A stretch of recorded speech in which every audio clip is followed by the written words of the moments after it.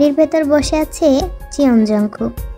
এক হাতে তার সিগারেট, গাড়ির জানালাটা অর্ধেক খোলা, সেখান দিয়ে শুধু তার চোখ দুটোই দেখা যাচ্ছে বাহির থেকে। চোখ দুটো তাকিয়ে আছে স্কুলের গেটের দিকে আর অপেক্ষা করছে তার প্রেয়সীর জন্য।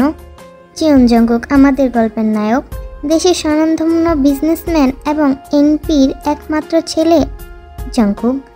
আরএম আর জিনের একমাত্র ছেলে হওয়ায় আদরটা তার জন্য একটু বেশি। জংকুকের বয়স 25 বছর, অনার্স কমপ্লিট করে মাস্টার্সের জন্য ভর্তি হয়েছে এবার। তবে বাবার আদর পেয়ে সে ভীষণ বখাটে হয়ে গিয়েছে। পড়াশোনার পাশাপাশি রাজনীতিতেও বাবাকে সাহায্য করে সে। জংকুক যেখানে মাস্টার্স কমপ্লিট করতেছে সেখানকার স্কুল এবং কলেজও জংকুকের বাবার, এবং এজন্যই জংকুককে সবাই ভয় পায়, কেউ ওকে কিছু বলার সাহস পায় না। জংকুক ভীষণ বদমেজাজি একটা ছেলে, ছোটবেলা থেকে যা চেয়েছে তাই পেয়েছে, এবং এর জন্যই তার একটি জিদ হয়েছে যে যখন যা চাবে তাই যেন সে পায়। জংকুক খুব সুদর্শন এবং বাবার অনেক টাকা পয়সা হওয়ায় সব মেয়েই তার উপর ক্রাশ খায়। তবে জংকুক প্রচুর রাগী স্বভাবের হওয়ায় কোনো মেয়ে তার ধারের কাছে আসতে পারে না। তবে সে নিজে সে পথ বন্ধ করে রেখেছে, অর্থাৎ সে একজন পিচ্চি মেয়ের প্রেমে পড়েছে। জংকুক যে ইউনিভার্সিটিতে অনার্স কমপ্লিট করতেছিল সেই স্কুলের 10ম শ্রেণীর ছাত্রী কিম থেয়ং আমাদের গল্পের নায়িকা। তের বয়স সবে মাত্র 17 বছর, এবার এসএসসি দেবে। তবে তের চেহারা কোনো হুড়পুরির থেকে কম না, দুধে ধবধবে তার চেহারা। সে ইয়নজুন আর সোবিনের একমাত্র মেয়ে। সোবিন একটি কাঁচামালের দোকান আছে। সোবিনের একমাত্র মেয়ে হওয়ায় সোবিন তেইকে মাথার মুকুটের মতো করে রাখে। তেই অত্যন্ত শান্ত, ভদ্র এবং চাইল্ডিশ একটি মেয়ে। জংকুক যখন অনার্স লাস্ট ইয়ারের স্টুডেন্ট ছিল, তার নজর পড়ে তের উপর। সে প্রথম দেখাতেই তেইকে ভালোবেসে ফেলে, তার নজর থমকে যায় তার উপর। প্রথমে সে সেটা বুঝতে না পারলেও পরে যখন সে দেখে কিছু ছেলে তাকে ডিস্টার্ব করছে, সে তখন তার ভালোবাসাটা উপলব্ধি করতে পারে এবং সেই থেকে সে তের পিছনে পড়ে যায়। তেই প্রথমে রাজি ছিল না, তবে সে এক প্রকার জোর করে তেইকে নিজের করে নিয়েছে। তের ফ্যামিলিও রাজি ছিল না, না আরএম রাজি ছিল। জংকুক এক প্রকার বাধ্য করেছে সবাইকে রাজি হওয়ায়, তার জেদের কাছে সবাই হার মেনেছে। ওরদিকে তেও জংকুকের প্রেমে আস্তে আস্তে পড়তে থাকে তার প্রতি কেয়ার দেখে, যার জন্য তের ফ্যামিলিও আর অমত করেনি। আরএমের রাজি না হওয়ার কারণ হচ্ছে তের ফ্যামিলি স্ট্যাটাস। আরএম মনে করেছে বড়লোক ছেলে পেয়ে তারা তাদের মেয়েকে দিয়ে দিচ্ছে, যার জন্য জংকুক আংটি পরিয়ে রাখতে চেয়েছিল তেইকে। আরএম তা না করে এবং বলে যখন সে কোম্পানির সিইও হবে তখন ধুমধাম করে তাদের বিয়ে দিবে। স্কুল ছুটি দিয়েছে, আস্তে আস্তে সবাই বের হচ্ছে। তাই সবাই বের হওয়ার পরই তে বের হবে, এটা জংকুক তাকে বলেছে, কারণ সেখানে অনেক ছেলেরাও আছে ধাক্কাধাক্কি করে যারা। বের হওয়ার সময় যদি কখনো কোনো ছেলে তেইকে ধাক্কা মারে বা ইচ্ছাকৃতভাবে কোনো ছেলে তেইকে ধাক্কা দেয়, এটা জংকুকের একদমই পছন্দ না। তের প্রতি ভীষণ পজিটিভ সে। সবাই বের হওয়ার পরেই তেই আর তার বেস্ট ফ্রেন্ড জিমিন একসাথে বের হয়। জিমিন জংকুকের ফ্রেন্ড সুগার গার্লফ্রেন্ড। গেটের সামনে এসে দাঁড়ায় দুজন। জিমিন সুগাকে দেখে তার কাছে চলে যায় আর তেই জংকুককে খুঁজতে থাকে। জংকুক তাকে নিয়মিতই নিতে আসে, সকালে সোবিন দিয়ে যায় এবং জংকুক তাকে বাসায় দিয়ে আসে। স্কুলে ফোন নেওয়া অ্যালাউ ছিল না, তার জন্য তের কাছে ফোন নেই। তেই এদিক ওদিক জংকুককে খুঁজছে। উফ, কোথায় গেল ছেলেটা, এখনো আসেনি? ধুর বাবা, ভালো লাগে না। না না, সুগা ভাইয়া যখন এসেছে তার মানে সেও নিশ্চিত এসেছে। আমি কি একটু এগিয়ে দেখব? না না বাবা থাক, আমাকে আগেই বিপদ সংকেত দিয়েছে, এখান থেকে এক পা নড়লে আমার খবর আছে। সে আসা পর্যন্ত যেন আমি না নড়ি, আমি বরং এখানেই দাঁড়াই। ওর থেকে জংকুক যখন দেখে তে একা একা কথা বলছে তখন সে হেসে দেয়। এই বাচ্চাটা আর বড় হলো না। জংকুক জানালাটা পুরোটা খুলে তেইকে ইশারা করে। আসলে জংকুক আছে তার বাবার গাড়ি নিয়ে এসেছে, যার জন্য তেই চিনতে পারেনি। তেই জংকুককে দেখে একটি মুচকি হাসি দেয়। রাস্তা দুপাশ দেখেই পার হতে যাবে তখন পেছন থেকে একটি ছেলে এসে তেইকে ইচ্ছাকৃতভাবে ধাক্কা মারে। তেই পড়ে যেতে নিলে ওই ছেলেটা তেইকে ধরে ফেলে। সরি তেই, তুমি ঠিক আছো তো? তেই এক ঝটকা দিয়ে তার কাছ থেকে সরে যায় এখন সে থরথর করে কাঁপছে, কারণ জাঙ্কুক এটা দেখে ফেলেছে। সে এখন জানে এখানে কি হবে। এলাকার প্রায় সবাই জানে যে তেই জাঙ্কুকের কলিজা, তাই সবাই তাকে সম্মান দিয়ে চলে, কেউ তার সাথে চোখ তুলে কথা বলে না। আসলে ছেলেটা এলাকায় নতুন এসেছে, যার জন্য সে এসব বিষয়ে তেমন কিছু জানতো না এবং তার বদনজর পড়ে তেইয়ের উপর। জাঙ্কুক দূর থেকে এসব দেখে তার মাথায় রক্ত উঠে যায়, তার চোখ দুটো লাল হয়ে যায়। জাঙ্কুক হাতে একটি হকি স্টিক নিয়ে গাড়ি থেকে বের হয়। তার পেছনে থাকা গাড়ি থেকেও তার দলবল সব ফ্রেন্ডরাও বের হয়। এটা তাদের অভ্যাসে পরিণত হয়েছে। জাঙ্কুক তের কাছে গিয়ে বলে, তে পাখি, তুমি গাড়ির ভিতরে গিয়ে বসো। জাঙ্কুক জানে এখানে তের কোনো দোষ নেই, আর তেই এমনিতেও জাঙ্কুকের রাগকে দেখে অনেক ভয় পায়, তাই সে তাকে আর ভয় দেখাতে চায় না। তেও ভদ্রমেয়ের মতো হ্যাঁ বলে চলে যায়। তার বাচ্চা, তোর এত বড় সাহস, তুই আমার তেইকে টাচ করার সাহস কোথায় পেলি? জাঙ্কুক চায় না সেখানে লোক জমা হোক, তাই ওরা সবাই ছেলেটাকে ধরে স্কুলের পিছনে নিয়ে যায়। 15 মিনিট পর জাঙ্কুক আসে এবং সে গাড়িতে এসে বসে। ড্রাইভার, গাড়ি স্টার্ট দাও। Okay sir. গাড়ি স্টার্ট দিতেই জাঙ্কুক তেকে এক টান দিয়ে তার কোলে বসায়। তে এখন এসবে অভ্যস্ত, তাই সে কিছু বলে না। কোথাও লাগছে জান, দেখি। না না, আমি ঠিক আছি। জাঙ্কুক তের কাঁধ থেকে তার জামাটা সরিয়ে দেয় এবং যে জায়গায় ছেলেটা হাত দিয়েছে সেখানে অজস্র ঠোঁটে স্পর্শ এঁকে দেয়। তো কুত্তার বাচ্চাকে তো আমি ইচ্ছে মতো শিখিয়ে দিয়ে এসেছি, আর তোমাকে জ্বালাবে না জান। এই তো লজ্জায় এমনিতেই শেষ। কি করছে জাঙ্কুক এটা? শুনছেন? আমার খিদে লেগেছে। ড্রাইভার, পাশে যে ভালো রেস্টুরেন্ট আছে ওইখানে নিয়ে চলো। Okay sir. তুমি সকালে কিছু খাওনি পাখি? খেয়েছিলাম, জানি না কেন এখন খিদে লেগেছে। এখন তো লাঞ্চ টাইম, খিদে লাগাটা স্বাভাবিক। Time skip. রাত তখন বাজে 12টা। জাঙ্কুক 1 ঘন্টা আগেই তের সাথে কথা বলে ঘুমিয়েছে। তখন কলের আওয়াজে তার ঘুম ভেঙে যায়। জাঙ্কুক কলটি হাতে নিয়ে দেখে তেই কল করছে। সে তাড়াহুড়ো করে ফোনটি রিসিভ করে। কি হয়েছে জান, তুমি এত রাতে আমাকে কল করছো? কিছু কি হয়েছে? বলছি যে সুগা ভাই আর জিমিনের মধ্যে কি হয়েছে একটু দেখবেন। সুগা আর জিমিনের মধ্যে কি হয়েছে? আমি তো কিছু জানি না। আমিও তো জানি না। জিমিন আমাকে একটু আগে কল করেছিল এবং অনেক কান্নাকাটি করছিল। কি জানি কি হয়েছে, ওদের মধ্যে কোনো একটি বিষয় নিয়ে আর কি ঝামেলা হয়েছে এবং সুগা ভাইয়া ওকে অনেক বকেছে। ঝামেলা তো ওদের মধ্যে প্রতিদিনই হয়, তা কি এমন বিষয় কিছু জানো? না, একটু অপেক্ষা করুন, আমি জেনে বলছি। জাঙ্কুক কিছু বলার আগেই তেই ফোনটি কেটে দেয়। কেটে দিল? এই মেয়েটাও না আমার থেকে জিমিনের প্রতি দরদ বেশি। কই, আমার জন্য তো এত চিন্তা করে না, এরকম রাত বিরেতে কল করে না। যত দরদ ওই জিমিনের উপর। কিছুক্ষণ পর তেই আবার জাঙ্কুককে কল করে। তো জানতে পেরেছো কি হয়েছে? হ্যাঁ। কি শুনি? জিমিন বলেছে ওদের যে বেবি হবে সে মেয়ে হলে ইয়োনা রাখবে তার নাম, আর ছেলে হলে রাখবে জায়ান। কিন্তু সুগা ভাইয়া বলেছে না, সে তার ইচ্ছা মতো রাখবে এবং এটা নিয়ে অনেক বকাঝকা করেছে জিমিনকে নাকি সুগা ভাইয়া আর ভালোবাসে না। এটা শুনে জাঙ্কুক হাসবে নাকি কাঁদবে এটাই বুঝতে পারতেছিল না। তেই, তুমি কি বুঝো না এটা ওদের দুষ্টু মিষ্টি ঝগড়া? বাট জিমিন সত্যি সত্যি কান্না করতেছিল, কারণ জিমিন একটা পাগল। কেউ কি ছোট বিষয়ে কান্নাকাটি করে? আর এখন তো ওদের বিয়ে হলো না, বাচ্চা কোথা থেকে আসবে? তুমিও না তেই, কিছুই বুঝো না। আর ওই জিমিনকে তো আমি দেখছি আমার কলিজাকে রাত বিরাতে কল করে জ্বালানো হচ্ছে না। এই খবরদার এরকমটা করবেন না, ও আমার বিএফ মানে? তাহলে আমি কে? আপনি আমার বয়ফ্রেন্ড আর ও আমার বেস্ট ফ্রেন্ড। তুমি তো আমার সাথে কখনো এরকম দুষ্টু মিষ্টি ঝগড়া করো না তে। আমার সাথে একটু করো, বিশ্বাস করোতে আমি একদম রাগ করবো না। তুমি যা বলবে আমি তাই শুনবো, আমি তোমার সব কথা রাখবো। এটা শুনে তে সারা শরীর কেঁপে ওঠে। আমি ফোন রাখছি। তে শোনো। তে ফোনটা কেটে দেয়। কেটে দিল? এত আনরোমান্টিক বাবা, আমি এরকম মেয়ে কখনো দেখিনি।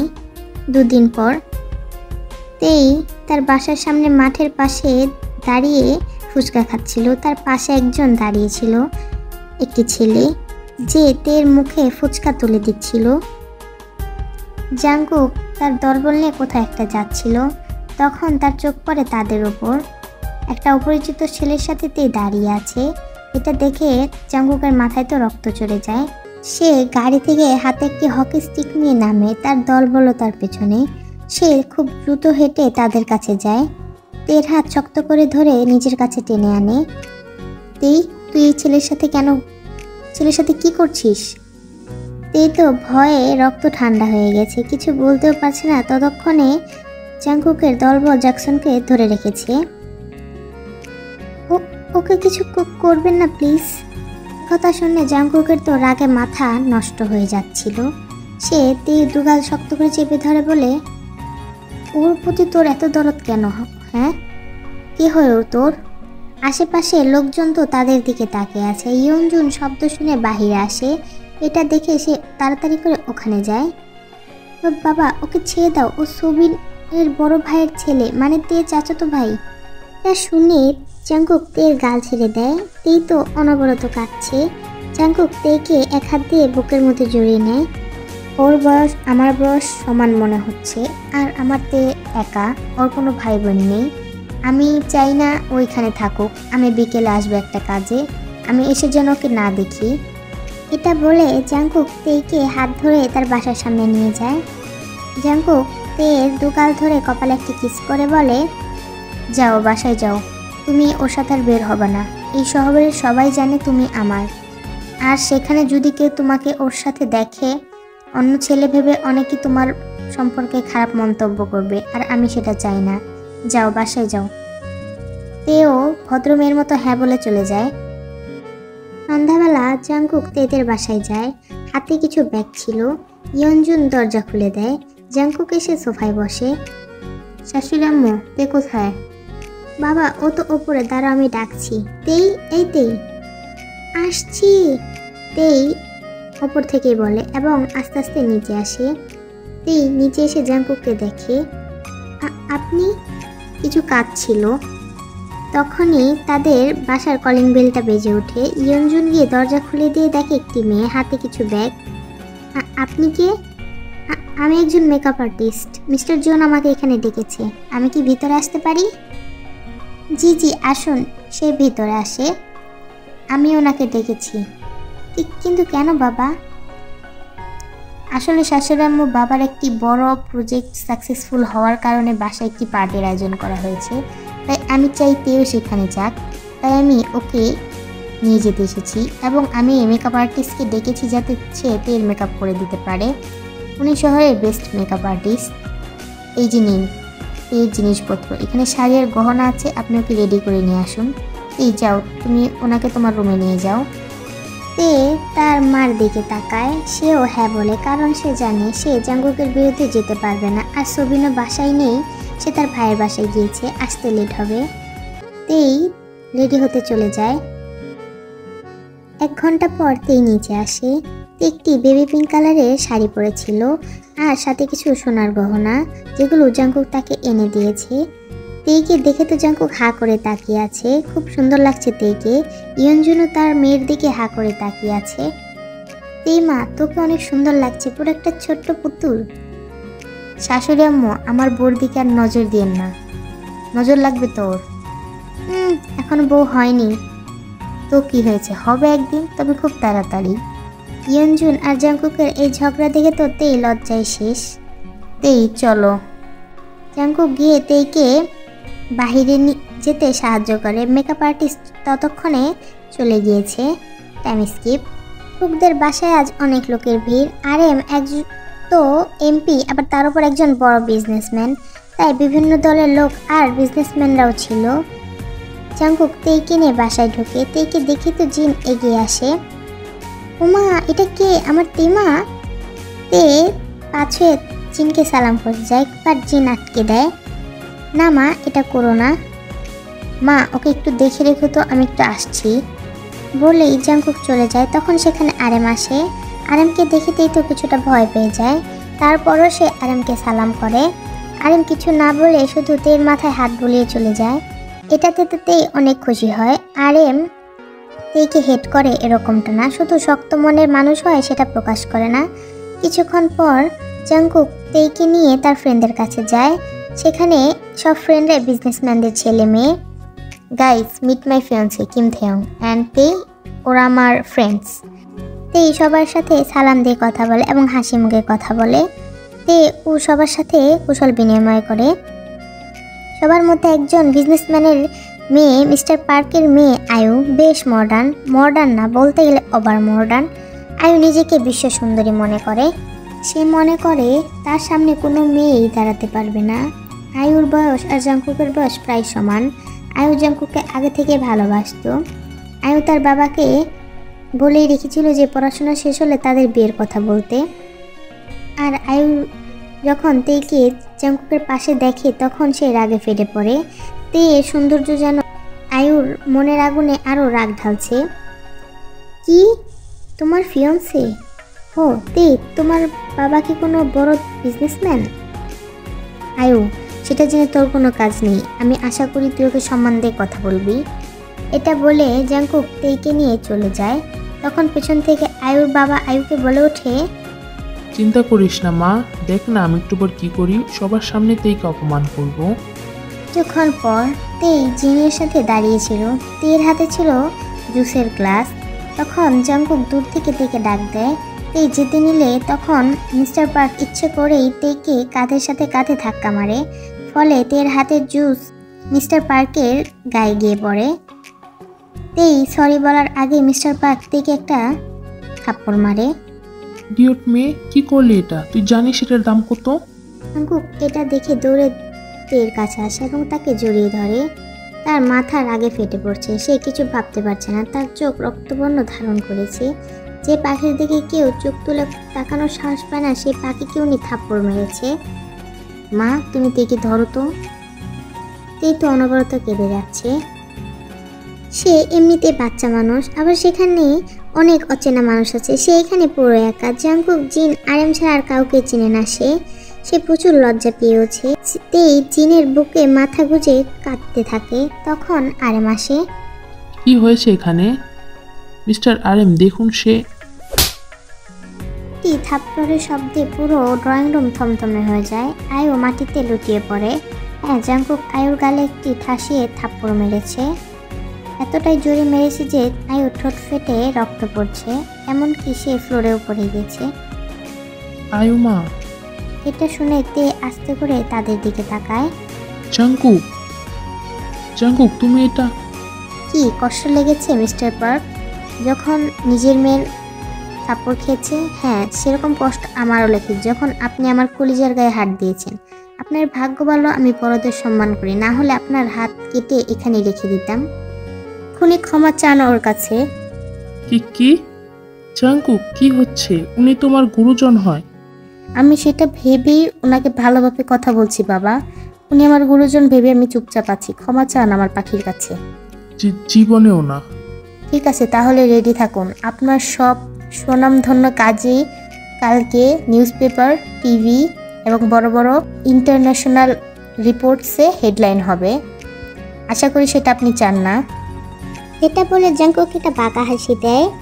মিস্টার পার্ক তো জাংকুককে দেখে ভয় পেয়ে যায়। জাংকুক যে তার অবৈধ কথার কথা বলছে সেটা সে বুঝে গিয়েছে। জাংকুক থাম এবার, ওনার একটা মান সম্মান আছে। আমার পাখিকে থাপ্পড় মারার সময় ওর মান সম্মানের কথা ভুলে গিয়েছিল নাকি? হ্যাঁ, এখন মান সম্মানের দোহাই দিতে এসেছে। উনি খুব ভালো করে জানে জাংকুক একবার রেগে গেলে কি হতে পারে। তারপরও ও আমার পাখিকে থাপ্পড় মারার সাহস পেয়েছে। কি মিস্টার পার্ক, ক্ষমা চাইবেন নাকি আমি? না না, এমনটা করো না। তে মা, আই এম সরি, আমাকে ক্ষমা করে দাও। মিস্টার পার্ক আর কিছু বলার আগে জাংকুক চিল্লিয়ে বলে, মেটস, বরফ নিয়ে আমার রুমে আসো। বলেই জাংকুক সবার সামনে থেকে কোলে নেয় এবং নিজের রুমে নিয়ে চলে যায়। বেশ রাত হওয়ায় আরেম আর জিন সবাইকে বিদায় দিতে থাকে। মিস্টার পার্ক মনে মনে বলে, এর প্রতিশোধ তো আমি নিয়েই ছাড়বো। Time skip. বেশ রাতে জাংকুক তেকে বাসায় নিয়ে আসে। সব কিছু বেশ ভালোই চলছিল। তে আর জাংকুকের মধ্যে সব ঠিকই ছিল, কিন্তু তাদের জীবনে নেমে আসে এক কালো রাত। রাত বাজে 12টা। হঠাৎ জাংকুকের ফোনটা বেজে ওঠে। শব্দ শুনে জাংকুক ঘুম ভেঙে যায়। সে ফোনটা হাতে নিয়ে দেখে তে কল করছে। কি হলো, এত রাতে তে আমাকে কল করছে কেন? কিছু হয়নি তো? হ্যালো তে, কি হয়েছে, এত রাতে কল করেছো? তে কান্না মাখা কণ্ঠে বলে, আমি আপনাকে শুধু একটা কথা বলার জন্য কল করেছি যে আজ থেকে আপনার আমার মধ্যে কোনো সম্পর্ক নেই। আমি আপনার সাথে ব্রেকআপ করছি। আমার পিছনে আসবেন না, আমি আপনাকে হেট করি। জাংকুক এটা শুনে তো মনে হলো আকাশ থেকে পড়েছে। কি? তে আর কিছু না বলে ফোনটা কেটে দেয় এবং ফোনটা সুইচ অফ করে দেয়। হ্যাঁ হ্যালো তে, কি হয়েছে? জাংকুক বারবার থেকে কল করে, বাট বারবারই ফোন অফ দেখাচ্ছিল। এবার জাংকুক অনেক রেগে যায় এবং ফোনটা আছাড় দিয়ে টুকরো টুকরো করে ভেঙে ফেলে এবং ঘরের জিনিসপত্র ভাঙতে থাকে। শব্দ শুনে জিন আর আরেম তো দৌড়ে আসে। কি হয়েছে বাবা, তুই এমন করছিস কেন? থাম। না না না তুমি আমার সাথে এভাবে করতে পারো না, তুমি আমাকে ছেড়ে যেতে পারো না, আমি এটা কখনোই হতে দেব না। বলেই জাংকুক কাউকে পাত্তা না দিয়ে বাইকের চাবি নিয়ে রুম থেকে বেরিয়ে যায়। Time skip. কিছুক্ষণের মধ্যেই জাংকুক তেইদের বাসার সামনে আসে। এসে দেখে তেইদের বাসায় তালা ঝোলানো। জাংকুক তো রাগে তেইদের দরজায় বারবার লাথি মারে।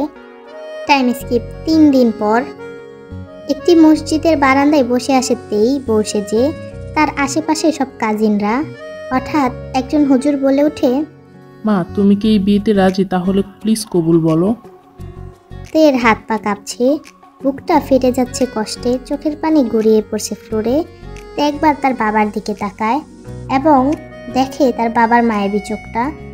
তে কবুল বলতে যাবে তখনই কেউ একজন পেছন থেকে এসে তের চুলের মুঠি ধরে এবং তাকে দাঁড় করায়। আমি থাকতে তুই অন্য ছেলেকে বিয়ে করার সাহস কই পেলি? বলেই জাংকুক তেইর গালে ঠাস ঠাস করে চড় মারে। তেই, কি হচ্ছে এসব? আপনাদের সাথে আমি পরে বোঝাপড়া করছি, আগে ওর সাথে মিটিয়ে নিই। এই তোরা যা তো জ্যাকসনকে বাহিরে নিয়ে আয়। একে নিয়ে আয়, আমি চাই না এই পবিত্র জায়গায় ঝামেলা করতে। বলেই জাংকুক তেকে টানতে টানতে ওখান থেকে বের করে নিয়ে আসে। জাংকুক ছাড়ো আমাকে। কেন? যাতে তুই জ্যাকসনকে বিয়ে করতে পারিস। 3 দিন, এই 3 দিন আমি পুরো পাগল হয়ে উঠেছিলাম তোর জন্য, তোকে খোঁজার জন্য পাগল হয়ে উঠেছিলাম আমি তোর জন্য, আর তুই এখানে বিয়ে করছিস। একটা থাপ্পড় পড়ে জাংকুকের গালে, যেটা তেই জাংকুককে দিয়েছে। এই প্রথম কেউ জাংকুকের গায়ে হাত দেওয়ার সাহস পেয়েছে। চুপ, একদম চুপ। কি মনে করেছো তুমি নিজেকে? তোমার বিয়ে হতে রাজি হয়েছে, তোমাকে বিয়ে করতে রাজি হয়েছে ঠিকই, কিন্তু মনে রাখো তুমিই সেই যে আমাকে সব কিছুতেই প্রথমে জোর করেছো, আর আমিও সেটা মেনে নিয়েছি। আর এখন এসবের কারণ হচ্ছে কি জানো? তোমার বাবা। বাবা, এদিকে এসো। তে জাংকুকের হাত ধরে সুবিনের সামনে নিয়ে যায়। সুবিন হুইল চেয়ারে বসেছিল।